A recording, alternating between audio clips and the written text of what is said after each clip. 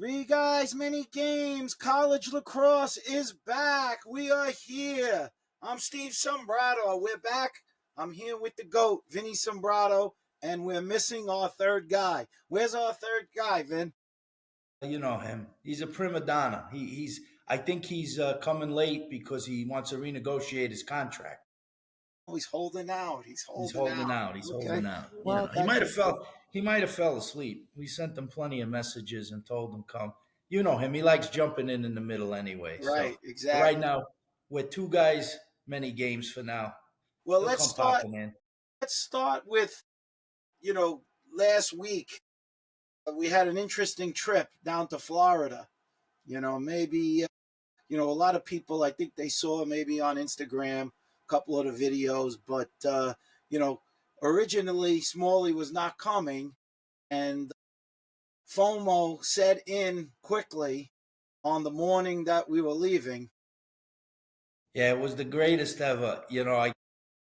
All week I'm telling him we got a flight out of Kennedy on Wednesday. I told him the time. He was, hemming and hawing about coming. But like you said, his fear of missing out gets the best of him. So I called him that morning as I'm driving to your house to pick you up. I told you I pick you up at 10:30. The ride to the airport, parking the car, long-term parking, us getting to JetBlue. You know, so I'm in front of your house and I have him on the phone and I said, well, we're going to miss you down there. The boys were asking for you in Placid. You missed Placid and then, now you're going to miss Florida. So he says, do you think I could still pull it off? I said, well, there were tickets. There were still seats available on the plane.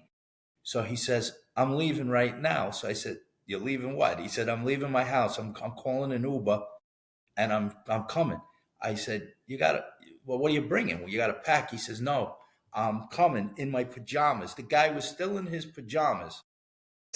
So when we were heading to JFK, I was thinking at the time, I said, well, he sounded like he really wanted to come.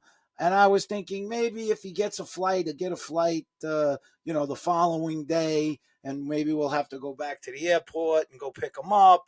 He definitely sounded like he wanted to go. So by the time we got to JFK and, we went into the long-term parking, and then you go on the air tram, and then from the air tram you're walking through those corridors for JetBlue, which is kind of a walk. You get down, we did the tickets and put the bags on, and we head over to the security line, and lo and behold, who's ahead of us? He's actually ahead of us somehow. I spot him. He's in his bottoms pajamas. I don't know what he had on his feet, and he's got like a Hofstra, a North Face hoodie, or I don't know, like a puffer jacket, and that's it. And he's got a little bag he's holding in his hand. So we're laughing because he somehow gets there before us. He lives on the South Shore. He's a little closer, but he must have just got right in the car and went. So that was we get through security. We see him. We're laughing hysterical that he's coming. And then, of course, the rest of it, Steven did post some things on Instagram and all showing, first day there, we had to go to Walmart, buy him some clay, had to buy some socks, underwear. I mean, that's literally like out of a movie where the guy escapes from prison and has to pull the T-shirts. And he actually had those kinds of T-shirts too, like the crazy shirts that you get for $5 that are on the rack. He's definitely no frills, and he can definitely roll with the punches. You got to say that, And so that was fun. So we got there on Wednesday. The first game wasn't until Friday were our first game? Friday, yep. So Wednesday when did we go to the field? Thursday. So Thursday we went down to the field. We fooled around. We threw it around a little bit. And then, of course, Smalley was going to teach me how to play. He was going to tell me how to do things better and how to open up my hips. And he was showing me how you got to play defense. And, of course, there was some guys there. I think they were major leaguers, actually. There was a guy who was about a 6'7" Dominican pitching at the field. Oh, my God. Those guys were amazing. Yeah, they were. And how about that? And how about the fact, Smalley's talking up every person, at the field, and he grabs this one kid who was thrown around with the baseball guys, and he's talking him up, and he's saying, "What's your name?" And the guy tells him his name, and he says, "Where are you from?" He's like, "New York." He's like, "Oh, what part of New York? He's like, Yeah. Port Washington. He actually lived in our town. And so, you couldn't make, what are the odds? We just show up at this field in Weston, Florida, and a kid comes out there and we start to talk to him, and he grew up in Port Washington. So That that was was him too. insane. Smalley could talk to a dead man. So anybody who came to the park, we're talking to. And so that was and then of course we went to the place we always go, Big Daddy's, which there's a former Long Islander who's the manager. Flanagan's. Flanagan. Well, it used to be Big Dad Flanagan's Flanagan's. And there was a line out the door. But our boy Jimmy, who grew up in Merrick, Long Island, went to Jimmy, oh Calhoun man, High shout School. out to Jimmy. We give him a shout out to Jimmy. He always takes care. He spotted us. He said, "Come this way." Gave us our same table 3 years Hey, in a row. table. Sat down immediately. I felt a little bad. We jumped about 50 people, but I didn't feel that bad. I didn't want to wait. We were hungry. Right, But exactly. he sat us down. We had a nice meal. And then, we had another day in between. Like I said, that was like the first night. Thursday night, we had a great dinner at Gallagher's Steakhouse in Boca Raton. And that was an all-star cast.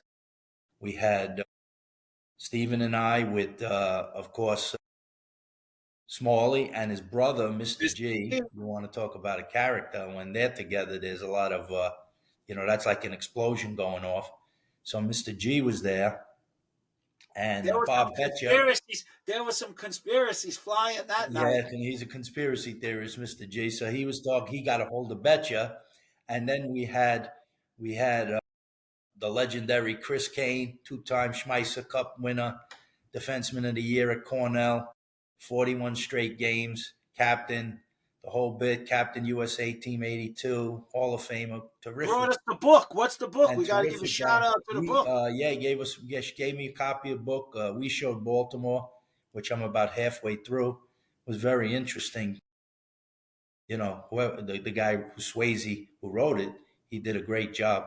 He only had one mishap in there. He said Chris was from Schreiber High School in Port Jefferson. It's actually Port Washington. Yeah. So I said to Chris, we got to get a reprint. But the book is really, I would recommend it to guys who want to really see a history of lacrosse. And I'm old enough to remember a lot of these guys when the thing went to a tournament back in '71 and all of that. And I remember those great players.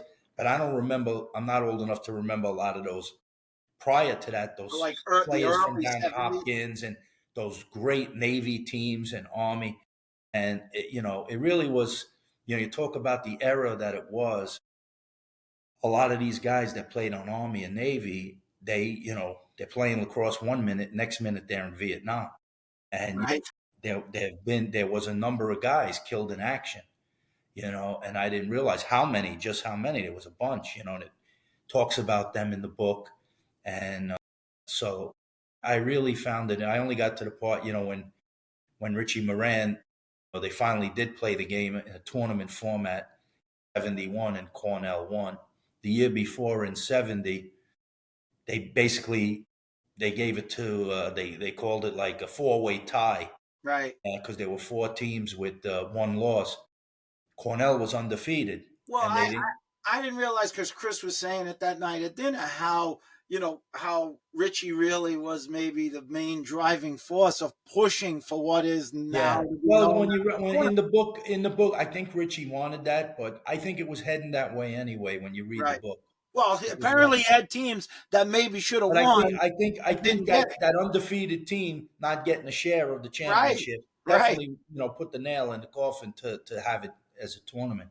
Right. So And it is that great. was And it is great that they came out swinging in the first one and take it yeah. down. That's Yeah, always no, to come out and win the first one, that said a lot about, lacrosse in the North. And then I was reading about the different coaches prior to Richie, the guy who was the ice hockey coach, legendary coach up there, and, different assistants. And there was a tragedy with the Cornell team. They went to scout a team that had a plane crash. Two coaches got killed in that. I mean, quite a history there that I was reading about all the stuff. Then they talk about how, Richie got Mike French and that famous attack of French, McEnany, and John Levine, and they won that national championship, beating Battle of the Undefeateds, them in Maryland with the great Frank Urso, amongst a lot of other great Maryland players on that team. And they won in overtime. And that kind of established lacrosse. It kind of put lacrosse more on the radar of the average sports fan, because I remember I was a senior in high school that year, and I played in like an all-star game, and we raced home because the game was like live on Channel 7. And It was on ABC, I think, yeah, right? Frank Gifford was doing the game, and I think it was played at Brown. And you got two undefeateds and the whole bit, so it was very exciting going into overtime and all. And the overtime at that time wasn't a sudden death. It was No like they sudden played a death, full right? period, right? Right. It was two periods, so it was that was exciting knowing, and ultimately for me playing with a lot of the guys that played on that team, and Chris Kane, of course, grew up around the corner from each other. But yeah, that kicked it off, and then they talk about that next group of guys, Richie, when Eamon and French graduated. Then all of, he had it rolling at that point in his recruiting. Richie was smart. He had a pretty good pipeline from Nassau Community College. He already had Hondo there. He had Chris Kane there. He had some mainstays on the team, Tommy Marino and Steve Page. And I think then, you supplemented that with those guys who came from Nassau, one of the best being Craig Jager, who was great. They just had so many good players. But, as they were all very good players, but that system was really his system. Richie, knowing Richie the way I did, he loved basketball. And, back in his days when he was back in Nassau, he coached basketball at Elmont. We talked about he took an Elmont team that went like 2-16 and got them to like the county finals in like a year or two. So he was a good architect, and he always he's a phenomenal coach. He knew how to get the best out of guys. But anybody, if you can pick up that book, I would recommend it. I think as a And lacrosse fan, you'd enjoy it. what we're gonna do is I'll put a story in the Instagram, and we'll put a link. We'll find what the link is on Amazon where they Yeah, can get it, and we'll put the link out there, because yes, it's a must read for any lacrosse fan for sure. So we'll get a link up there, and that's a great segue to obviously college lacrosse starting, and you talk about the great Cornell teams, the legendary teams that won the championships, from the early '70s, then obviously those last 2 years where Chris was on the team in '77, from 78. '76 and '77, right? That was '77 was the last No, championship yeah, team no, for Cornell. 78. That's when their win Lost streak the was Hop. broken. Yeah, Hopkins beat them, broke So their 41-game win 77 streak. was that last year, and that rabid fan base of Cornell, that they're dying for another title Yeah, run. I mean, They got close a few times, most when you think about it, you could go down a list of guys. I mean, it just shows you how difficult it is to win it. People maybe take it for granted, and it may be the same kind of handful of teams that are really, really in the hunt.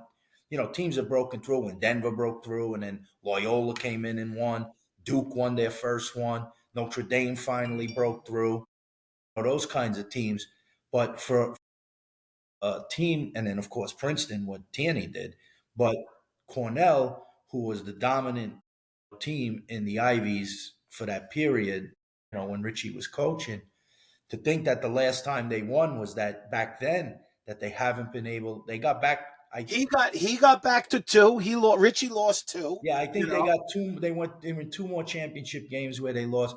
But you think about the play with Max Seabold and yeah, Pinnell, those years. and you could go down a list of phenomenal players who were Well, they were great. they were 3 seconds away. Yeah, That but one that's why year. I'm saying nothing's guaranteed. So that's why you talk about what's going on with the. But now they've got a team. They've got the best player in the country. They've got an unbelievable attack. Oh, our friend Tim Goldstein, Rai's out there for his second year, and Long, who's an established, solid player. I mean, you could argue that they have the best attack in the country, and they're solid in a lot of places. I mean, this is a year that, I mean, they have them ranked up at number two, and this is a team. I mean, certainly the Big Reds got to be really excited about what's to come this season for sure. Yeah, no, I spoke to Timmy Goldstein today. They are, they're trying to put the pieces together. But you have to stay healthy. There's a lot of things that go into that. Maryland had a great run last year. Tillman did an amazing job of squeezing every bit of juice out of that orange. Right. He did a phenomenal job, getting them back there. And he reloads. John reloads. He brings in other guys. Maybe the biggest piece that I think, we haven't talked when we were with Clark. We didn't talk that deeply about Maryland. But one of the things I think Maryland from last year that it'll be interesting to see how they reload is Weirman was a really, really big part of their team. Guy was great. I mean, how many times does he stunt momentum of another team? Or if they're down, he strikes a comeback where he could actually be offensive and make goals. And, he was a major part of what they did last year. Yeah, so how do they replace him? That's not going to be so easy. We're going to find out. They might have to do it more than one guy. We'll see if somebody can rise to the occasion. The other thing I'm looking for them is I think that goalie, I think he's a very, very good goalie. Last year, I think he played well. I don't think he played to his best level because he's coming off of that knee injury. I'm hoping, that he plays back to his top level because he's a tremendous goalie, and that'll really help Maryland in terms of putting them in those. I mean, I looked at Maryland's schedule. It's insane, actually. No, they're not ducking anybody. That's for sure. But, look, we're talking about this year, not to look forward, but, he picked up two very key guys for the year after. He's going to play at Yale this year, and they'll be with him the next year. Right. So who knows? Those things. No, he's great. Listen to this. He'll eventually, reload and stop. Listen to this schedule. Tell me where there's at least all right, we get a good, drubbing in there, trunk slammer. Yeah. Richmond, Loyola, Syracuse, Princeton, Notre Dame, Delaware, Virginia, Michigan, Penn State, Rutgers, Ohio State, Hopkins, and Hopkins. Yeah. I mean, that's a gauntlet. So, they're going to be battle tested. So if they can survive that and get themselves into playoff position, they will be battle tested, and who knows what they can do. They are. You got to give them. We talked a little bit on the last podcast about teams, that we thought. But going back to the Cornell team, they definitely are hungry, to get back to the dance and play in a final and win one. And I think this is cursed last go round, right? I think this is cursed. Yep. It's the NCAA. I read all these things. You're coming back. They want to give guys 5 years. I got. You want to go to Cornell? Cornell? You get 2 years. You get 2 more years. 2 years, but yeah, who knows? If they can stay healthy, they got some horses. They got a stable of face-off guys. They got 2 good goalies, according to Timmy. The attack is top notch. The midfield, they had some real athletes at short stick D last year. I remember that are back. So let me ask you this: if I was to say to you, we could go through a little of what they have as the top 10, but I'll ask you, if I was to say to you, pick your final 4, who do you think is going to be there in your final 4? I think Notre Dame is there. I thought we did this last week. Did we do it last week? No, I thought we talked about it. No? We might have talked about it, but not on. Well, I think Notre Dame is going to get back. I think they got such tremendous depth, I thought not only did he win it last year, I thought he was smart at the end of the year. He gave guys minutes that didn't have as many minutes during the season, it seemed. He almost saved them for the playoffs. They're a juggernaut. And they're going to be tough. They look very tough defensively. Obviously, Entenmann's gone, so it's a little different. We'll see what the looks like. Question of talking about Notre Dame with Chris Kavanaugh, I guess that question's answered. He had a scrimmage where he had a goal and 8 or 9 assists. No, listen, he'll fill the role. Yeah. He'll know what to do. They're deep. So I think so. That's one for me. Two for me. I'm trying to think out of which. I think one, I think one of those Ivy League teams is going to get there. I don't know if it's going to be Cornell. Penn's pretty tough. They got an excellent, the back lines. The goalies, they got him forecasted as first team All American, Yeah, and he's they got good. one of the best defensemen in the He's country. good. So those, when you got that, they're solid there. They score by committee. They're all pretty good. They shoot well. You got some fast guys. They can challenge, I think, in the Ivies. Princeton, I think, is going to be very good. Tax, very good. You know, we talked about Cornell. Can the other Ivies, Harvard? I think Jerry, he took another step last year, Jerry. You think, but he's not. When I'm saying Final Four, do you see No, Harvard? not for Final Four. I'm just So I'm trying to saying think for out Final of that Four. conference. So who are you saying?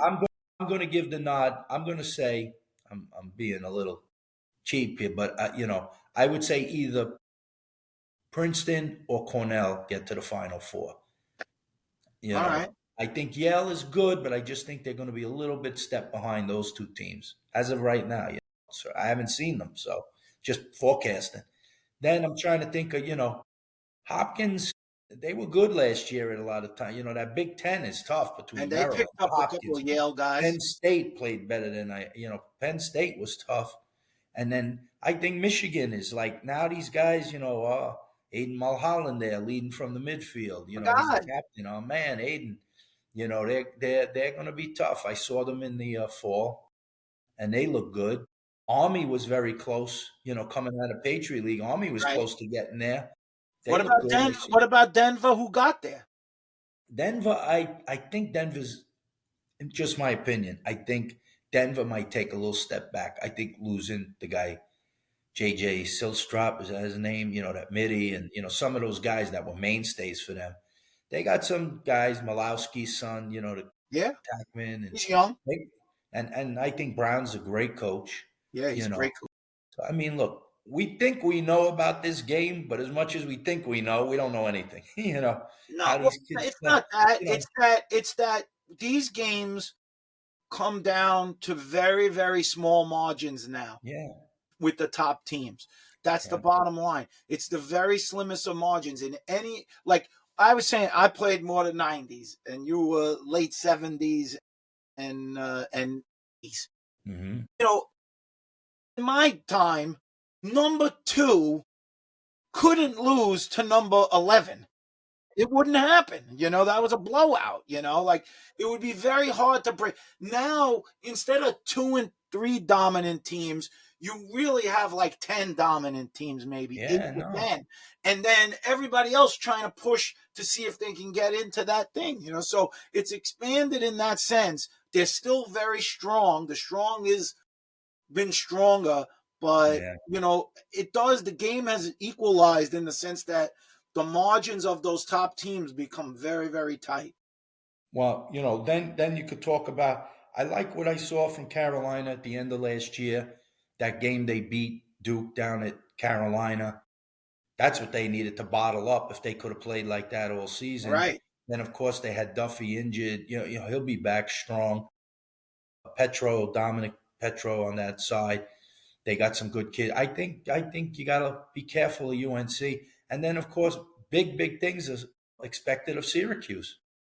I think the Cuse may make their return to the Final Four this year. I mean, they got the pieces. The only thing somebody said to me, they said, they got so many highly skilled players, but they felt like at the mid, they don't have like, they're not physical dodging guys, big guys who could really, they got a lot of, they're skilled. I don't know. That guy English is pretty shifty. He goes by Yeah, no, people I'm pretty saying good. he should, but they're not, they don't have like those, you looked at a couple times when those guys on Notre Dame came out there, Well, those guys. Leo is a big Yeah, body. yeah, no, I mean, look, he's not compared to, last year at the end of the season when the kid from Chaminade, they started playing him more, Notre Dame. Right. Riley Gray. That kid's Right. like 5, he's a Right. monster. Right. Right. The other midi they had who went into the Exactly. pro league, that kid was 6'3" and so I'm Right. talking about big guys, Yeah. when. But you can get it done. We've seen where, if you're slick and you know how to do it, but you know the physical aspect of the game, we're going to see if it can hold up for them. I mean, because What do you? they got skills and they got sharpshooters. I think that goalie's gone, right? Will Mark or something, isn't he gone? Yeah, he's out. They got two guys. The kid from Farmingdale. Yeah, That's Ippolito, yeah. he's fighting for the spot. He's a good goalie. So we'll see how they go. You didn't mention as far as ACC teams in terms of potentially reloading is the time after Brennan O'Neill Duke like No, I think Duke, well, I read an article. I think, you had that attack from last year. I think that McAdory bounced kind of back and forth, but the three guys they had, was it Zawada was there, right? right, he's out. You had Zawada, you had O'Neill, and you had Dyson Williams. Yeah, so they're And all I out. forget the number, but it was like it was over 200 points between the three of them. Right. That's a lot of points you're Well, now replacing. they'll have the kid from Maryland who's a shifty kid and a Yeah. scorer, Malava. Maleva, Yeah, Maleva, and yeah. they have a So freshman that's coming in. I don't know where they'll use McAdory. We'll see. They might swing him again, Right, back and right, forth. He has his moments where, he's a game changer wherever he is. right.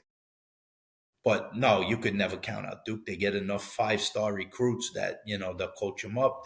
They had some big boys, though, a couple of those middies that were big, strong guys who were only freshmen last year.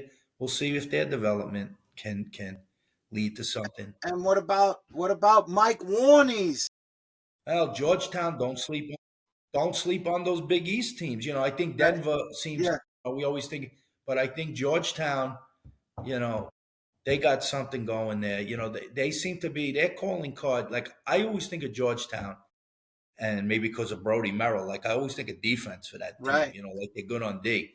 But the right. truth is, they got scoring. They really Yeah, do have scoring. and look, Kevin Warren's a defensive type coach, Yeah. but they've got some weapons there too. No, they're going to be tough. So going back to what I said before, obviously, you know, the keys to me to being successful and getting to the Final Four are going to be number one, stay healthy.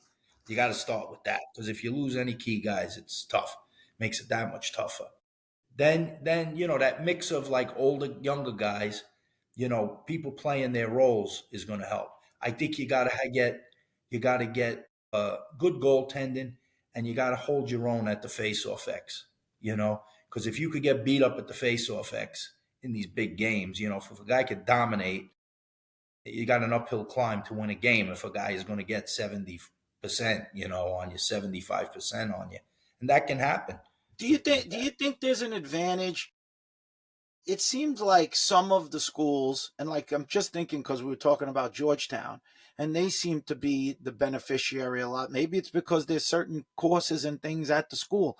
They they seem to get those fifth year guys pretty like from whether it's the Ivy League or they seem to pick off quite a Yeah, few of those guys. Duke has Notre got. Dame is good at that too. Yeah, no, that look. I think that has to do with you know. I think more than guys just ring chasing, hoping to get on a team they maybe could win one that maybe Right, didn't where they were. right, I think these are top-notch universities right, with top-notch master's programs and setting guys up for life.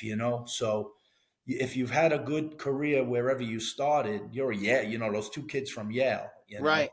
and they're going to go to Maryland or somebody who was at one of these Maryland, and now you're going to go to Duke, and because they have these 1 year masters programs that are really really Does coveted. I wonder? We've never asked this. I wonder if it's like when you think about the Ivies, and we know that the rule that they can't play. Although who knows, with all the changing rules, maybe the Ivies will at some point have to break down and say, you know what, we got to get with the times and bend a little bit of our rules at some point.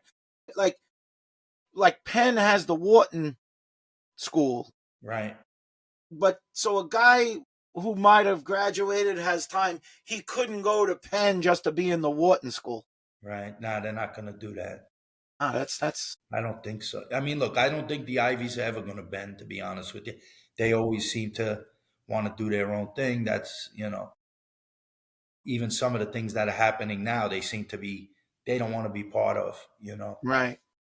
Well, I mean, listen, that's a disadvantage for them with all of these new rules where, you know, they're generally, you know, getting younger guys. I would imagine their teams probably age-wise are, you know, average probably younger than the other schools, I Could would be, but you expect. know, a lot of the guys who go to the Ivies, you got to remember, a lot of them do prep school They year too. probably do prep school too. A lot of them, you know, they come out of high school, they do another prep year, whatever. Or maybe they were holdback plus a prep Right. school.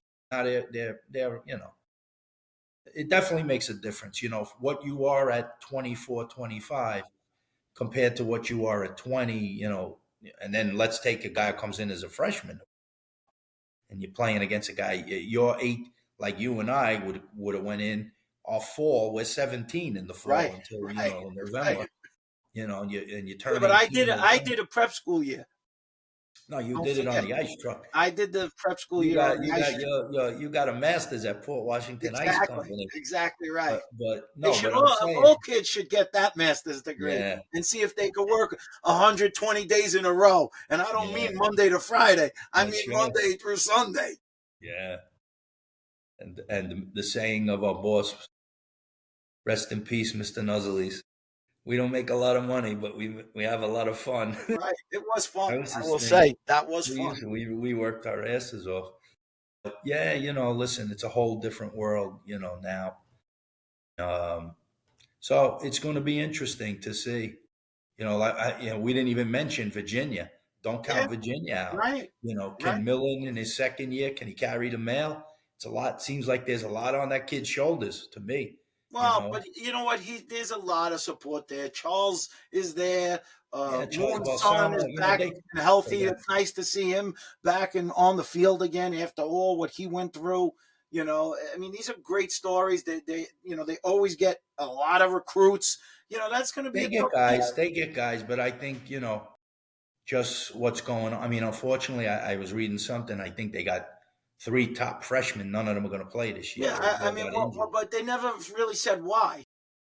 I know Roy's son blew his knee out, Right. the He got younger hurt. one. So he's out for that. I don't know about those other 2 guys. I think at least one of the other ones was an injury too. Wow. But like I said, you know, the game has changed. Like back in the day, like when the guy went picked a school and he did his 4 years straight through and it was over. You Right. know, Richie had a, and then guys figured it out a little bit too, grabbing guys from junior college. Those junior college were pretty good feeder And maybe programs. that's going to be back again now.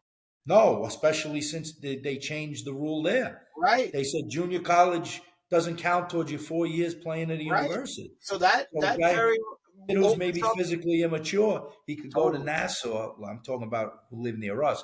You go to Nassau. You let's say you play 1 or 2, say even 1 or 2 years. Say you do 2. You know, if you got a young birthday, you know, in Yeah. terms of how when you got out of high school. So you play 2 years at Nassau. You don't eat up your eligibility. You go you got an associate's degree in 2 years.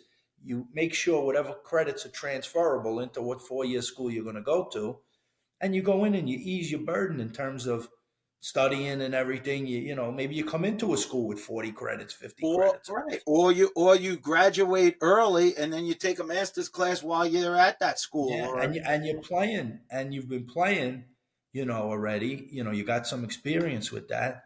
You know, listen, it's like I said, for these guys, these coaches, I don't envy them trying to navigate through all of that. You know, it's like if you had a pie chart, what part of it is like really coaching? right. You Right. know, what is the importance of the coaching part? You know, you got let's say you want to say you got mentoring, you got recruiting, you got condition, you know, all these things. It's not in lacrosse as much as other sports, but we even talked about this, like the continuity of your team, if you're having a lot of reloads, if guys are leaving and you're bringing new guys in and that's a constant thing, how do you build, you don't have that situation where, wow, these guys came in, this class was a freshman class and now they're seniors and, Right. 10 of them are here and they're all on the field. You're not seeing as much of that, but in lacrosse you see it. Obviously, other sports it's less now No, because basketball is like really going yeah, wild they're now. going all over. Guys are all over the map. It's like 1 year to the next. Doesn't even matter. it's just like who can give me more money, and guys Right, are jumping to exactly. it. Right. So, I mean, lacrosse is not at that stage. Ain't guys getting money thrown at them like that. Well, But I think we talked to one of the D1 coaches. He said, "What's your NIL budget?" And I think they said like 10,000 or 15,000. So it's not like basketball where they're giving one guy $600,000 to yeah, go to school for the year. some of these guys, they used to say they want to be one and done, go to the NBA, make money. They're making Right. more money staying in college. Well, that's the whole reason why the junior college deal happened. That's really the crux of it, was that the guy expands his opportunity to make money. That quarterback from Vanderbilt, he gets another year, to at least make some money. So, Yeah. So, but what do you if think if of? you want to hold me to a definitive 4 teams, I'll take 2 out of the ACC. I'll go with Notre Dame. I'll say Syracuse, and on I'll say Cornell, and I'm going to say maybe Georgetown gets there again this year. So that'll be my 4. I think Notre Dame's a lock to get there. I mean, I Right. think they're going to be tough to beat. I would say Cornell's going to get there this year. I think Cornell. I feel good about where they are. Mm-hmm. Syracuse, it's. I would say, and then my other ACC team, I would say, would be either Syracuse or Virginia. One of those two teams will be one, and then I'm going to say Tillman gets back there again, Right. and I'm going to say That'll be Maryland some. gets there. I think he can do it again. He just grinds. He grinds everybody out. At some point, one of those Big Ten teams has got to make it. Is somebody going to take down Maryland? Is it going to be Michigan or Hopkins? Or Penn State? Penn State, I think, could be strong No, in Penn the Big State, Ten. listen, they're no joke. I mean, like you said before, the parity has really come to the game. So we'll see. It's going to be What do fun. you What do you think about? I know we never really talk about this too much, but we never really get into the D2 teams. Is Gordy going to be back? Is Gordy going back for Well, I another think trip? they're predicted back. I think they got them preseason number one. I think he's got a lot coming back. I think he's got some good kids coming in. Right. I think he cracked the code finally, Yeah. Gordy. He, And they're right there. I mean, you also got to consider that their arch nemesis Merrimack on one of those teams, and that other team up that they bumped up, didn't they? So they they did. don't have to contend with that They team. did. Wait, And we got a breaking news! visitor. And we got Breaking news! Hannah. Breaking news! Oh, he just came back from skiing. We got Hannah. Hannah, how you doing, Hannah? And How we're are all you? sick. No, speak for All right, yourself. turn on the light over here. Over here. How can you Thank God for Hannah. Thank God for Hannah. Oh, It's a little. Thank God. well, that's Smalls, nice to have a visit from it's a Hannah. little. Apologize. Holy cow. Everyone's sick. Everyone fell went down like Ironside. We're gonna catch you up. We're gonna catch you up quick. We're Okay, gonna give you guys. 5 Good morning. Good afternoon. Good evening. We want rapid answers from you on this. All right, I'll do The it. lights are so bright, you look like you're under questioning. Oh Right. my God, man. So we need quick answers. Okay. The games I'm picking my hat. The final four. No, we'll get the picks after. Your final 4 teams. What are your Just final simple. 4 teams? Go ahead. I'll get right into it. I'm going to kill my dear friend, my 2 good friends. If Syracuse and Cornell don't make it, it's a complete bust. Okay. It'll kill them. So you got those 2. I know many of the fathers. I'm not going to call them out. A couple Jewish guys, Italian guys. I won't call them out. But if they don't win, oh my God, I'm leaving. I'm going to. I'm moving away. So you're saying Syracuse. You're saying Cornell. I said Cornell. Yeah. I said Syracuse or Virginia. Team with the most talent. And that's across the board with the most talent. Obviously, they're going for a three-peat. And listen, with all due respect, that coach Carrigan, how do you pronounce it? Corrigan. I know I got to pronounce that guy. 38 years of coaching. He finally won 2. If he won 3, I wouldn't feel sad for the guy. He Nah. three-peated. He's a good guy. And it'll go down as probably one of the greatest teams in history. And they could do it. To three-peat is unbelievable. It's the hardest thing to do. It really is, man. There's been 3 three-peats before. What? Yeah, 3 times. Not in the last 20 years. Well, not 20 years, but not 20 years, but Hopkins had a three-peat. Right.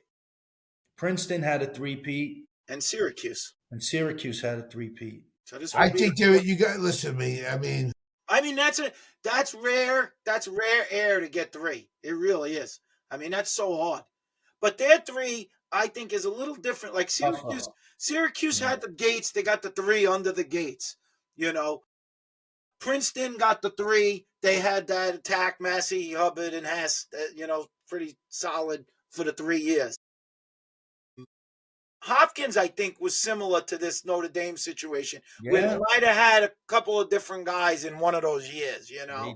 They did. They replaced people, but they had a solid group of guys who were, listen and think about that. They lost for the 4th time. That's what I heard the whole trip from the other room. Woof! Did you hear that? Did you catch that? The goal from I'm hurting, man. I'm hurting. By a goal. Oh my that God! Was the 4th one. That could have been off Hopkins. So I spoke to Beardsley today. He's under the weather too. This cold, what do they call it? The birds flu or whatever they call it. This birds flu is terrible. You got a bird flu? Isn't that what they call it? I don't know. Isn't that what you got? Around. I'm not feeling too hot myself. No, I mean, I'm staying away from you guys. That's good. I always tell everybody, don't laugh at the birds flu, man. Look at these birds, man. I tell you, I feel terrible. Your head can't get off the pillow. It's like. So we want to show, we know that you've been, after Florida, you got to get yourself going. And I do. Well, let me tell you, Stephen. I told him what tell him that we did cover you coming to the airport in your pajamas and your last minute. We went through all of that. We talked about going and seeing Jimmy.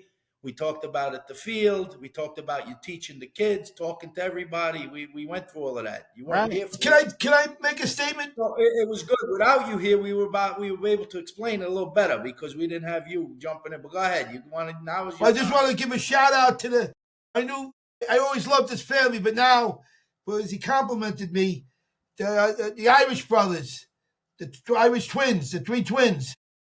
The Kavanaughs. I love the Kavanaughs. Who's this new Kavanaugh kid? Is this kid still in college? There's one still in college, Chris Kavanaugh. Wait, but which Kavanaugh was the one that he was up in Florida too for the weekend, right? There was no Kavanaugh. No, there was nobody in Florida. What's he talking about? You said he saw me do. He complimented on. He saw on Instagram. Okay. But which one was it? I want to show you're coming back, Smalls. This is for you. Ready? This is for you. This is it. This was Smalls getting ready, working out, ready to go in. No. Go ahead. You're gonna show pictures or something? Oh my God. What? Show the big fans Smalley working out. Let's see. Anyway, I wanted to give a shout out to Kavanaugh. Oh my God. There he is. Here he goes. This is his morning routine. Oh, look at it. Oh my God. Oh my God. He just swallowed 6 raw eggs. He drank 6 raw eggs. He did 2 to 3 squats, and that's it. Oh my God, for the fans, that is an all-time classic. I got to admit it. I'm so out of shape. God. This is a guy who ran a 5-minute mile to make the. No, I've been a 5:05. I don't want to. Don't give me any credit. My daughter gave me water. Can you believe this? I got a glass of water. Amazing. So Small's gonna give his picks. Yeah, picks. We're gonna be putting the store. The fans get to pick. So just like we did in the last season, when we put the Instagram stories up. The fans get a choice. They get a collective choice by picking. And they'll go against us and our picks. Our picks will be on. We didn't pick yet? You guys didn't pick?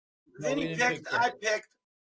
Well, we picked. Well, we picked, but we didn't put it up. Right. I got to put it in the story. I'll go first on the thing if you want me to. Well, we picked, but unless you want to pick them now, you want to go. Yeah, I'll pick them on the air because I'm aren't I the champ or no? You could do it. You got the list? Yeah, I got the list. Let me Let me just just pull you it have up. the list? I have somewhat of a list. I'm not sure. Say the games. Wait, it's easier for We have to sharpen up our game here, Smalls, because we're getting competition. There's new podcasts coming out every day. We got a lot of competition. Anyway, I wanted to shout out and give a thanks to the kid from Notre Dame. And I don't know what I could give him as a gift. Maybe a little shepherd's pie or something to him and the family. You have his address? I'll send him games here. Let me just pull up those games. Hey, Vinny, just very quickly. It was 3 brothers or 4 brothers that played Kavanaugh? 3 total. One played. Matt is the oldest boy. He played at Notre Dame. Then you got the 2 that just played together last year, but older than them is the one that played at Hofstra. Brendan. There's 4 brothers. There's 4. There might be another one. I don't know. Holy cow. I think they have a sister too or something. I'm not sure. God bless them, man. But I know at least 4 brothers. This guy that was commenting on the move that when I said open up the hips, what was that, Kavanaugh? That's the guy out at the Outlaws. He plays in the pro league. That kid. Yeah. All right, talk to that kid. I like that one. Yeah. The first game is Utah getting 3 against Ohio State. Do you want me to go first on everything, Vince? I picked all of my I'm going to Ohio State. Do me, I'll go first. And you guys are going to be honest that you're not going to. Well, go ahead. What? You want Ohio State? I guess he wants us to pick, No, Ohio State. I picked. Okay. And what'd you pick, Vin? Ohio State. And I'm picking Utah. I'm going the opposite. I'm going for the underdog. All right, go ahead. Then you got Merrimack getting 3.5 against Bucknell. I'll go. Well, since I got my Bucknell shirt on, look. Oh yeah, look at that. Look at the logo on the back. So you're going for Bucknell. Okay, so I'll go with Bucknell on that. What do you go, Vinny? I'm Bucknell also. And I'm going the opposite of you guys again. I'm going Merrimack. I'm going to go Merrimack. Then, this is a big one. You got Maryland minus 4.5 against Richmond. I'm going Richmond. Ooh. Even though I'm wearing a nice Maryland top. I'm going Maryland. Okay. I go with Maryland also on that one. Okay. Early season, I think Maryland will win, but 4.5 goals. I think Chamati's gonna keep it close. Okay. All right. The next one, this is your man, Mike Warney. Let me pick that one. I'm never going against Warney. Warney minus 3.5 against Loyola. I'm going with Georgetown. I'm going Georgetown too. Unanimous. That's my new buddy, man. My new best friend. Right. I tell you. Then you got Providence minus 6.5 against Holy Cross. That's a I'm going with good Providence. One. I'm going Providence too. Yeah, in the first opening game. Yeah, I would say I'll stick with all that. Yep. Okay. Then we have Air Force minus 1.5 against Lafayette. Oh, let me see. Air Force minus 1. That's a pick. 1.5. I'll stick with Air Force. I'm picking Air Force. And I had Air Force. Yeah. Okay. See, we got some similarities on those. Then you got Navy is minus 1.5 against High Point. I'm going High Point. Wait, Navy and High Point? I'm going High Point too. That's your guy, though. I know it's your guy, Smalls, Amplo. Amplo's great, but I have a feeling that my game might head to overtime. I'm going to go... John Crawley, that's John game. Crawley's debut as a coach. Right. I'm going to go Navy on that game. I think, beginning of season.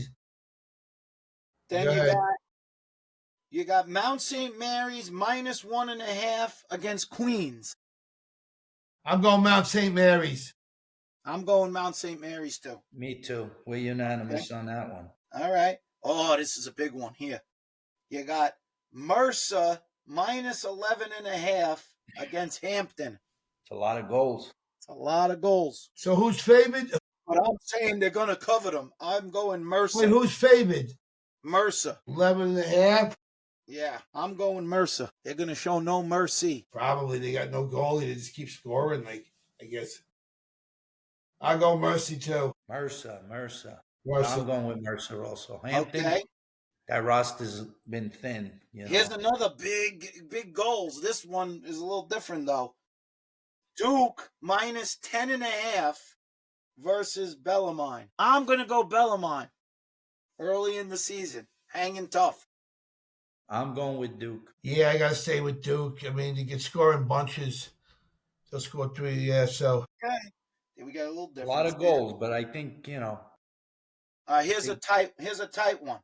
Lehigh -1.5 against Rutgers. I'll take the underdog, Rutgers. I'm taking Lehigh, the favorite. That game, that's a tough game. 1.5. I'm going to go with Lehigh also. Okay. And then, here we go. Michigan -8 against Marquette. Wow. What do you say? Man, my boy Josh Maholland. Yeah, what are you And his saying? son. I love the Mahollands, man. What do I think? 8 points? I got to pick against Josh. The other team, what'd you say? I don't think the other one. Marquette. Yeah. 8.5 is a lot of points. 8, not 8.5. Not 8.5, 8. I'm picking Marquette. Vinciola? I'm going with Michigan. Okay. And last but not least, this was one of the best games from last year. Yeah, it was a great game. Hopkins -1.5 against Denver. I'm picking Hopkins. I'm going Hopkins too. It's on the road. It's a long trip. That's the one thing about that game that Yeah, Denver's. Are they going into Denver? they're going into Denver, but I think they're going to win that game. But I could see, I could see it. I could see me losing and winning the game. I could see Hopkins winning a 1-goal game. I could see. I'm gonna go with Denver. You got to go all the way to Denver. First game of the year. It's gonna be snowing in Denver. So we got I don't think it's going to be snowing, but You know what we should do just for fun sometimes? We should just pick without the spread and with the spread and see how different we. Would you make? If you Some of them I would pick differently, of course. Yeah, There's of course. some games here, teams that are favored by 10 and 8 goals, most likely. Well, they're I winning mean, the game. people are saying with the spread, they're like, how could Smalley win games? It's just that he actually won the Pro League. Here he goes. It's sitting inside. Here he goes. No, just kidding. I was out cold. Life didn't exist. See, you think the other podcasters in the world have to worry about their co-hosts unconscious on it? This is like a Howard Stern. We give him a pass. The guy showed up in his pajamas. He gets a pass for a while. He did show up in his pajamas. He supported the team down there. That poor cleaning lady that had to clean up after him in that room. Oh my God. I never saw anything. I just want to wish everybody good luck. And they put me in a room in Florida, locked the door so I could get murdered. Oh my God. The guy goes into the other room. You know how sometimes you go into a room and you start opening doors, attachment doors. He goes into the other room like a Goomba. Goomba said, you think, Vinny, it's not our room. You think we could get it? No, it's a whole other room. It costs another $1,000 a night. Vinny don't care. Imagine somebody came in. I set up shop.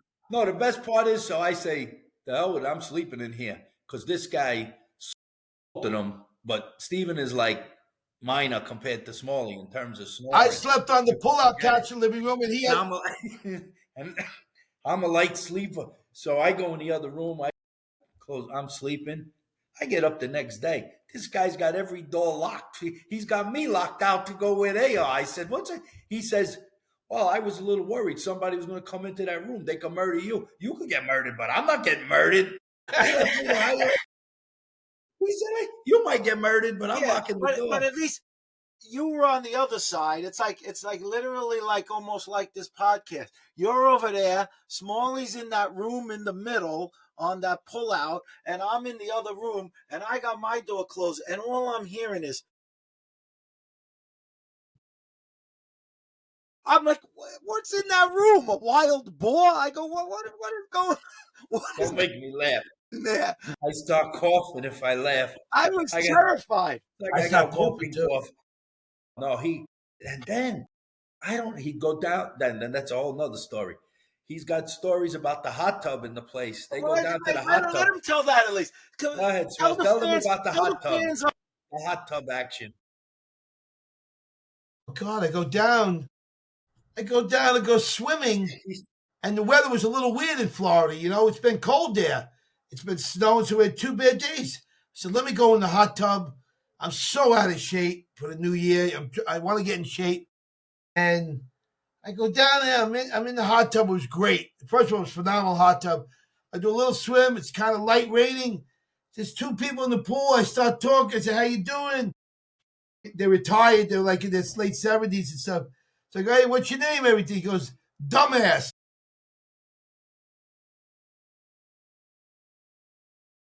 You're like me. You laugh, you No, cough. my cold is bad. We're I'm all sorry. sick. Oh, so I Hopefully, meant dumbass when I no first got there. You know what I'm saying? diseases. Oh, So, And then we were in the hot tub, and Tommy Lee came into the hot tub. That a guy. guy with all kinds of tattoos, looked like Tommy Lee, the drummer, who used to date the girl. And then what's the movie? That famous movie? People can't understand it. I wish they Bob were there. Wire. No, the beautiful blonde girl on the beach. She was just saved. She was Yeah, alive. Baywatch. Yeah, Bob Wire. You're talking about Pamela Anderson. Pamela Anderson. Man. Yeah, so. Nobody could believe if they just had the camera following him around. Then he was calling the guys. You were calling them the Aryans. He looked like the other guy came in, looked like an Aryan from the Aryan race. His head was shaved, tattoos. Oh my God. I was just We kidding. had fun. It's just a lot of fun meeting We people. definitely had a lot of fun. We got to give a shout out to the teams we played with. Garbage Gorillas. Peter Schmidt's running the Gorillas with a bunch of really good guys there. Overlapping with the Patriots team run by the Nazlansky brothers, Billy and John. John was phenomenal. It was the Florida Lacrosse We League. got to tell the good with the bad. You know, we lost in the finals with the Garbage Gorillas. We lost a tough game, 5-4. Our arch nemesis, Harley, beat us. So that's a couple in a row. They beat us in Placid, and they beat us. I think that might be 3 in a row they won. And so we're going to have to bounce back. But it's always, we usually kill everybody, and they usually kill everybody. And then we get down with us and them, and it's usually a 1-goal game. It's a great event, Vinny. It's a great event for you guys. You guys are in your late 60s. I give you a lot of credit still playing. It's unbelievable. What's it called? The Florida Lacrosse Classic. And you guys raise money. 24 years you've been doing it. They do it. They raise the money. You know, we show up, we pay a fee, and they do all the work. Those people down there are great. It's a big fundraiser for lacrosse. You guys basically, yeah. I think the first time I went down, I think was in 2000. I want to say 2006. I went for the first time. So when I went down, it was only a 45 and older division. And we went down with a slow-mo's team. That was mostly Virginia and Manhasset guys in honor of my dear friend John Driscoll. And, you know, those guys put it together. I just played. And we had a nice team, and we ended up winning down in Florida. We won up in Placid. We won in the World Championships. It was a good team. But when we went to Florida for the first time, there were 16 teams. We made number 16, and they seeded us 16 because we were new. And we were saying, you know, I remember when, you know, we met in the hotel where we were staying, and the guy said, we're seeded 16 because we're new in this tournament. We got to play, you know, that Harley team who was the top dogs, you know. And they were saying, you know, that's not right. We got to play that team. We're probably the 2 best teams. It's not right, fair for us. I said, it's not fair for them either. They got to play us. They're the number 1 seed. They might get knocked off in the first game. So they beat us in triple overtime that time. And then we finally broke through, I think, the next year or the year after. Then we won it 2 or 3 times in a row. And so it's always been like us and I them. give credit to any guys that are still out there doing it. Each time I do it, I mean, I'm 56. I see these guys that are still out there. Billy Barroza, 68, 69 years old. Vinny's out there. I mean, it makes me feel like I don't have an excuse. Like I have to keep going if they're still going. It's Some of always these like, guys, some of these guys are playing multiple teams. They're bound. They're going. We didn't have one of our stalwarts this year who usually plays on 2 or 3 teams. Timmy Sher. He yeah, must have been a little he nicked would have up, helped but he you. wasn't there. He usually plays with us. That's delightful. Our defense is not the problem. Our offense is the problem. We don't score enough goals against the 2 best teams when it's us and Toyota. We struggle. I call them Toyota because they were that too. I think at one time Harley, but we got to find a way to bring in a few guys that could run and put the ball in the goal. I give you guys so much credit, Vinny, but man, you guys are like broken down Felices, man. But listen, I give you credit for just even running out there. I don't know how you do it. It's not right to laugh at some guys, and I laugh at myself. Oh my God! When your legs crumble and you're running for a ball and your legs just crumble sometimes, and you But someone's the greatest. Watching you guys still do it at that age. I feel crumbling. I don't feel crumbling. No, you definitely see some good. You definitely see some good plays. You see some. Listen, I think. I was part of one of the plays of the tournament when Johnny Naz ran down the goalie. No, imagine that. How Smalls, you didn't think that. Now Vinny was playing with the garbage. He wasn't really playing in the low, the 55. And all of a sudden, because they were whatever short midfielders, Vinny comes into the game with the 55s and he makes 2 assists. Yeah. Just so the fans know, Vinny's 65 years old, playing in the 55-year-old division. 66. Guys, when you get to this age, you're lucky you can even get out there. So I give everybody credit. But it is fun. It's like geriatrics. Yeah. And for the fans, think of your 65-year-old maybe grandfather. The grandfather. Think of him running out there on a lacrosse field. And wait a minute. How about what we didn't? It almost happened. It was this close to happening that Bonzo, Maryland legend, was in uniform. Bob Boniello said to me during the Patriot, you have the picture, don't you, Steve? I don't have the picture. You got to send me the picture. To you. Yeah. I got to send it. You got to put it. I showed him. So Bob Boniello, good friend. From the great Levittown. One of the greatest all time from Long Island in high school. Great career at Maryland. Great club. He was just a phenom. And he ref for many years. The game took its toll on his body, like all of us, But he's had back surgeries, hip. He's got everything. And he's most of the time walking with a cane. And he comes watch our first game. And he's helping out with the refs, kind of, running the clock and the score. And then we go over to the other field, and I wasn't going to play. Steven's now playing with the Patriot team, 55 and older. And Bonzo turns to me and he goes, you think they'd let me play? And I look at him like, I said, play. God. And I said, yeah. I said, Naz, Bonzo wants to play. So I gave him all my equipment, and he suited up. And, he would have went in. But they were a little afraid. You got any pictures of Bonzo? Does anybody have a picture? I got the picture. Wait, I got to find it. We're gonna put. Thought he was going to come in on extra man at least, and we got a foul, and somehow the foul didn't. They picked up the flag. They did a Kansas City Chiefs. Greatest guy to ever play at Maryland. It took 40 years. Robert Boniello from Levittown. It took somebody from Maryland 40 years to break the record. What's the guy's name? Rambo. Not Bambi. You said Bambi. Rambo. I said Rambo. Rambo broke his record after 40 years. Imagine that. I sent you his picture, Steven. I said, see if you put it. But he looked good. He had my turf shoes on. He had my helmet, gloves, arm pads. So it was funny because our other buddy Tash, who a couple of years ago came out of retirement, hadn't played, came to Placid wearing the bucket helmet and the whole bit. And I said, Tash, if you can move even a little bit, you're going to score. Don't worry. On attack, you're going to end up open. They're not going to cover you. And he did. He scored in the first game. He scored. He had a goal and an assist, I think. He scored in each of. So Bonzo, there he is. There he is. Look at Bonzo. Look at him looking good. He looks good there. He looks good there. Look at him. Hey, Bonzo's actually 67. Yeah. Bonzo's 67-year-old guy there. Yeah, I think he's a year older than me. Guys, Maryland University, 67 years old. He put it on. The guy, I mean, these guys are warriors, guys that love the game. I'll give him a big hand, man. Bonzo, man. Bonzo, man. So the fans know, man. They got to know, like, this level is the dedication when you guys are young. If this doesn't tell you that guys have it in their blood that they would risk, you're risking. These guys could drop. Risk, exactly.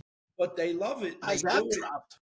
And guys have gotten off the turf. Thank God they have great, in Lake Placid and down in Florida, they have great staffs. And Vail, where, that they have people on. No, these guys running these tournaments, they really do a top-notch job. They really make everything available. Oh, they do good. They do a good guy. But I'm sure those 3 days the event is going, they're holding their breath, because Probably. you see some crazy plays out there. Some guys have heart attacks. Last year, a guy had a heart attack, right? I mean, no, listen, the guy got saved on the field by Dr. Joe Botner. That was in Vail. Right, That was Danny Vulture. So, look, you know what it is for all the young people, all the people that are playing in the game today, all the Dukes, all the games that these people play out there and everything, and the time that all the old timers put into the game, all the sweat and tears, all the big equipment that never fit, that was always broken and stuff, to the technology today. You guys, I mean, they should be giving back to you guys every day, man, for what you did for the game and how it's built up today. What's funny is some of the guys playing in like the 60, 65-year-old league, there's guys playing with their college equipment. It's that's crazy, right?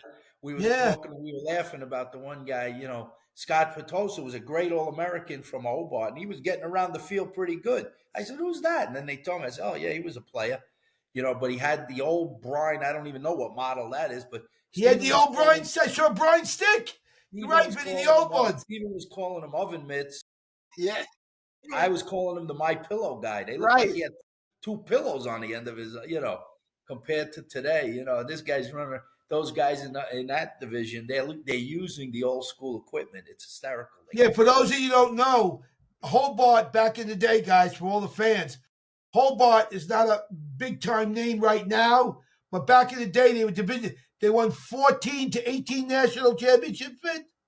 I don't know about that many, but they won a lot. They did. They won, multiple. It was probably 10. They won 12, like 11 in a row at one point. Yeah, almost 11 in a row national champions, Hobart.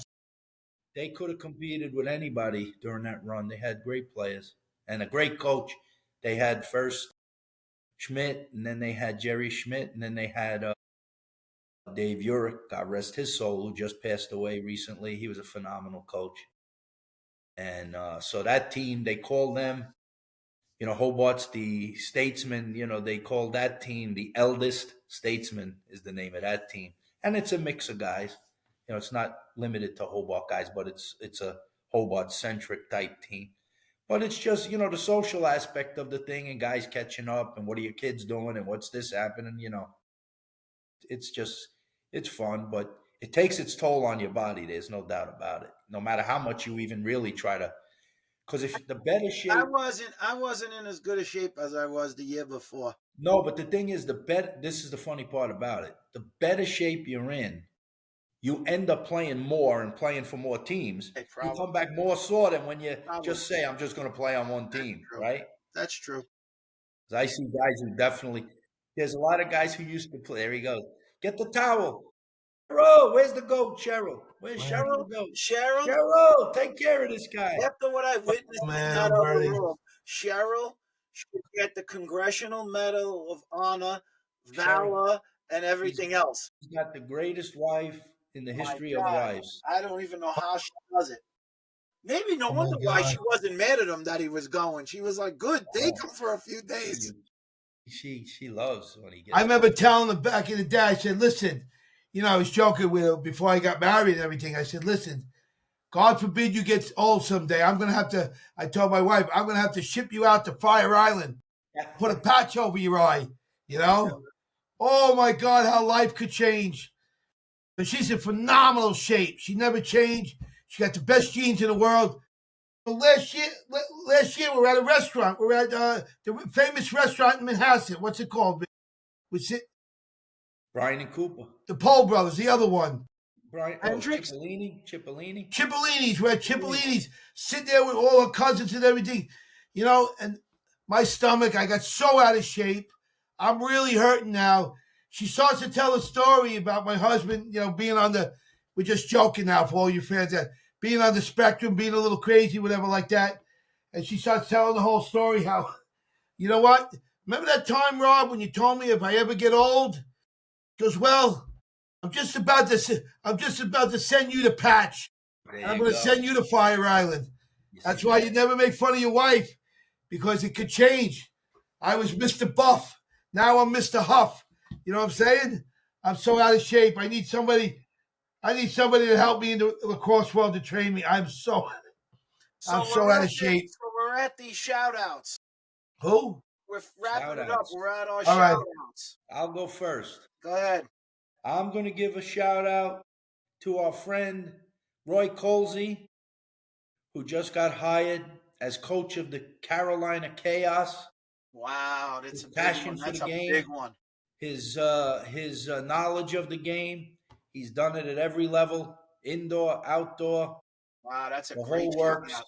Let me ask you this, because now I got to compound on the shout-out, and I want to hear what Smalley has to think. Yeah. I think the makeup of that team changes, you know, a little bit. Possibly, you know, they got a lot of talent. It may change, you know, you don't know But who he's a comes nice, back. you know, look, Roy's done the Canadian box. Right. So he's obviously played a lot of years of box with us and continued to play. So he's got that experience to deal with those guys from that level, but he's also got the field experience. That's a great pick as a coach. If you think about for that group, it's a great pick for that. I just wonder if the team, if they buy into that, or do they bring in some Canadian influence as an assistant? It's going to be interesting to see how they work that out. Well, what they did do, I did see in like whatever they put out on it that, you know, Roy's going to be the coach.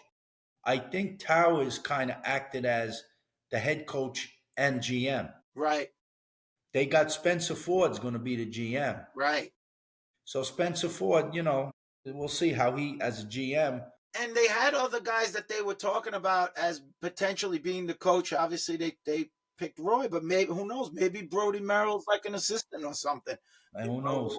You know, because I know his name was in the mix too there. Yeah. You know. Yeah, so, you know, it's good to see Roy back in the game. It's funny, I think it was his first year coaching as a high school coach. He won the state championship in Connecticut. Nice. So he, you know, he's got a lot of knowledge, and I think he's got the right temperament for like the older guys. You know what I mean? It's not always easy. A guy who was a college coach to coach these older guys, you know, it's like you got to finesse it a little bit now and then. You know, these guys are not at this point of their careers. They ain't looking to get yelled at from some guy like they're 15 years old. You know, and so I know Roy knows how to, you know, because Roy was a guy who just, you know, played. You know, he didn't say all that much when he was playing. He just played, at least when he played with us, because he was a little younger when he played with us. But, you know, he's got vast knowledge, and I wish him the best. My shout out goes to Jimmy. Jimmy Flanagan's. Oh, man, Jimmy. Got his Hofstra coat from Smalley. Yeah. He might need it. It's been a little chilly down there.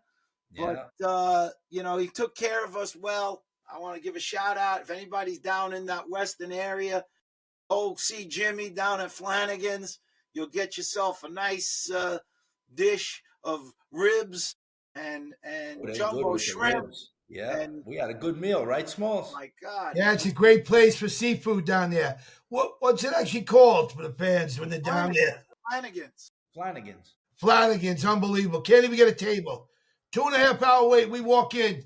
What did I give him this year? I gave him the jacket right off my back. Jacket at the Hofstra jacket. He went to Hofstra. He went to Hofstra, gave him a beautiful North Face jacket with a hood. Calhoun. He was wrestler at Calhoun. Yeah, he wrestled at Calhoun. Yeah. Right. And so, Jimmy's our guy. Now I got his number. We'll text him in advance next time when we go. We couldn't believe that a year went by. So Right. when we walked in, he was like a little shocked to see us. He said, "That's a year already." I said, "Yeah." This is gonna be a tough year for me. I gotta make a serious comeback. God bless everybody's health. Another great year, coaches and everything. But I want to get right into it. I gotta give a big shout out to Dougie Hall and Jamie. Dougie Hall and Jamie Allen. Dougie Hall. I never give a shout out to the guys that started Levittown. They put North Carolina on the map. I mean, they really did. They won two. It was 2 in a row or 3 in a row? 2 in a row. 2 in a row. And then Jamie also won 2 at Nassau, right? So he's got 4. I think so. He's got 4 national champions. I want to give I think he only lost 1 game or 2 games. Something like that, yeah. No, the crazy stat, the kid, yeah. And also, I want to also some of the coaches I want to give a shout out to. God bless Petramali, Dave Petramali. Hopefully, Dave, if you're out there listening, please, I'm asking you, Dave, if you know somebody at North Carolina, get me to a football game, Dave. You'll never let it down. You'll never let it down. Vinny, me, will come out there, we'll have a ball. And then the other ones, a guy, Joey Ducks, who had open heart surgery. Wasn't he very sick, Joey Ducks? Joey, very sick. Calamino, how do you pronounce his last name? Cowboy. Joe Cowboy, Corella. Well, the fans know Joe Corella. His son plays for Georgetown, but I want to give a shout out. He wasn't feeling well, and he was smart enough to go to the doctor, and he's doing okay, Vinny? What's going on? Yeah, he's doing great. Well, you said open heart surgery. It wasn't like they had to put a stent. So that's not quite. Wasn't the heart? Yeah, they put a stent. One of his God bless him, man. It was blocked. He played a game that night. He wasn't feeling good. He was driving home. He said his Apple Watch was the tip off. His heart rate didn't go down. It was above 85, and he's never high like that. And he wasn't feeling. So he says, something's wrong. So he was smart enough. He went right to the hospital, and they looked and they said, we'll give you some tests. And they said, look, you got a 90% blocked artery. Holy crap! So everybody who you neglect your health, and I'm not even talking whether you're overweight or you drink or you do whatever. Some guys smoke, whatever it is. I'm not again. You do what you want, but at the very least, every now and then you got to go for a physical. Listen, I'm not going to lie. I'm one of those. I tell this guy all the time. He's got a beautiful family, beautiful wife. I got to get to a doctor. You are correct at that. And he doesn't. No, I got to do the right thing. You're right. So I agree with that. So all the coaches out there, get to a doctor. I just think if he would have the grill. Forget it. He's a movie star. All right, guys, you're going to go easy, guys. I'll give my. Yeah, he's a movie star. Let me fill out my shout outs here. Who else I got? Like I said, my boy Dave Petramali, Joe Bresci. How about that guy? I just want to tell you, just for the record, it's Petramali. Thank you, Vinny. I figured Ginzo to a Ginzo. All right, so Dave Petramala, of course, the head coach at North Carolina. I got to give him a shout out, Vin. He's up now, isn't he? Yeah, he's great, Joe. I hope they have a great year. I'm looking forward. Bresci's just a really smiley guy. Every time you see him, guy makes you feel warm and everything. He's just a wonderful person. Him and the family. Give a shout out, and then just Timmy Goldstein, and that's it. The Kavanaughs. I like to send Kavanaughs a shepherd's pie. That whole big family. A lot of kids to put food on the table. Yeah. Back this era, man. People don't have 5 kids this era, 6 kids. Years ago, we all had 6, 7, 8, 9 kids. That's true. I'm about 8, 9. Yeah, we had 7. So come on, Vinny, write a big check to the USA League. You're a millionaire now, Vinny. Come on. You're born in Harlem. You got so much money. You can't take it with you. Come on. Just start writing checks, Vinny, everywhere. Be the Goomba, the ultimate Goomba. All right, guys. We love you. It's going to be a great season, man. We're going to be back on a regular basis. We got to get back on We on got to our get on regular schedule. schedule. We got a We'll lot get of guys. We got a lot of guys looking to come on as guests. we're gonna get some insight with some coaches. We got to pull No, them Seth back. Tierney, I want to give a shout out to my great friend Seth Tierney. Yeah, He Yeah, fucking puts his life into the game. we All love these guys. We love them all. We love all these coaches, and we love all these teams, and we hope. What about Chris Hine? You love him too? Always. Anyhow. Oh, best. yeah. He hasn't gone to one game in 6 years. The guy writes a check. I love him to death. Chris was the best. He's like Jackie Gleason. Well, before when we were talking, I didn't say the whole. I only got so far with the crew at Gallagher's. You know, I got to Chris Kane, and we started talking about Cornell lacrosse. On a big dinner at Gallagher's in Florida. We had, in addition to the guys I mentioned before, Chris Kane, Mr. G, Smalley, Betcha on that side of the table, Rob Smalley, and then working our way around the other way, we had the great Donnie Borges made an appearance. We had Chris Hine at the head of the table leading the parade. And then we had Vinny Pfeiffer with Maria Pfeiffer. And what's the dog's name? And he had his dog. Oh, no, Snoopy. He brings a dog. The fucking guy brings a dog. The fucking guy brings a dog that was there. He's barking at the table. Yeah. I mean, years ago, the dog was cute. Don't get me wrong. But years ago, I would have stuck a fork in the dog. Did I miss anybody, Steven? Who else was there? Anybody else? Was it? Jeff Goldberg. Well, we had a few guys cancel on us. We had invited Jeff Goldberg. Darren Lowe's son had he was in a big golf tournament, which I think he won by like 6 strokes. His son's a hell of a golfer. So we got to give a shout out to Carson Lowe for winning that. It would have been good to see Darren, though. And Darren Lowe, the magician. I never get to see the guy. He's like Inspector Clouseau, you know? He's like Houdini. He's a Houdini. Nah. And we didn't get to see Moon. Right. Moon, Mysterious Moon. The guy with the mullen. Well, His son's back at Virginia, healthy. Hopefully he could contribute this year. He's a good little player. Yeah, he's a nice kid, man. He's overcoming some serious stuff. The kid had a heart issue, right? Wasn't it a heart issue? Yeah. And he's back. God bless him. He's being healthy as a kid. And there's not a better time of the year than now. Everybody is 0-0. Everybody has their hopes and their eyes on the prize to beat up the competition and play fair and play right. And this is what's great about it. And we're going to have a great, 12, 14, 15 weeks, whatever it is. And we're going to talk about all of these games. And there's going to be some tremendous games. And teams are going to have their ups and downs. And it doesn't get any better than these next weeks to see how these teams battle through and who rises to the occasion and some other great games. So we wish all of our friends that are the coaches and involved with the different teams, we wish them the best of luck.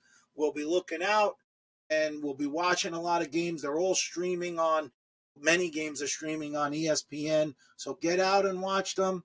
And we will be back, Syracuse, bro. We'll be back to imagine if Cuse wins it. Gary Gay will be the only coach in history to win women's and men's. And as a player. No one's ever done that. He played as a woman? Oh, Dad, really, I gotta give you credit. You just never know with Smalley. I didn't say it. I said. You're saying he is a player and he coached women and coached men, is what you're trying to say. Right. I'm saying he coached women's and he played as a woman. But he didn't coach as a head coach women to win the championship. Right. He won the championships as an assistant at Maryland. He didn't win the women's championship as a head coach. Wait, but did he coach? You were close. Well, what he is trying to do, which would be another guy to do it, because Petro has done it. Right. Petro won a national championship, and he won a national championship as a coach. So Gary's won national championships. Now he's got to try to win a national championship as a coach. And didn't Richie? Richie Moran did. He won a national championship at Maryland and won as a coach. So there's we're probably forgetting somebody else too. Yeah, maybe there's somebody else in there. I wouldn't be surprised. I wouldn't be surprised somebody else is in there as a head coach and did it. But that's rare. That's another rare. That's rare. Yeah, I don't know if to be a coach and win a national and a player. Yeah. That's all. Meanwhile, between you, Koff, and me, Koff, Steven's the only. We look like we belong in an ammonia ward or something. We're dropping like flies. No, you can't go. Yeah, no, I know. We're getting older. He might be signing off for the last time tonight. God. I might be. You never know. All Never right, know guys. in this life. Well, I got too much to offer, though, boys. I got too much. We'll wrap it up. And All right. be ready for next week and see the results. People follow. If you want to follow, join the Apple Podcast or YouTube or Spotify. Spotify's probably the best. And we got Spallina coming on next time, just so I want to point it. Yes. He's supposed to be on. We ran this one quick. We got a lot of guys. We got a lot of guys have asked. We got to make a schedule, and we got to get these guys because they're busy too, you know. So, but they want to come on. We got Mr. Schedule. There's no bigger game in the sport than Joey Spallina. Look at Smalley. He shows up an hour late. This is the kind of. That's true. Hey, listen. I went down like Ironside. I was on the pillow, sleeping on the couch. He's out. I said he's out. My Lord. You guys ever sleep on the couch? I remember my mother used to get sick. My mother would be sleeping on the couch, so she, didn't get my father sick. I never thought I'd be on the couch. 50 years later, I'm sleeping on the fucking couch. Excuse me. Until next week. All right. See you guys. Signing off, like he says.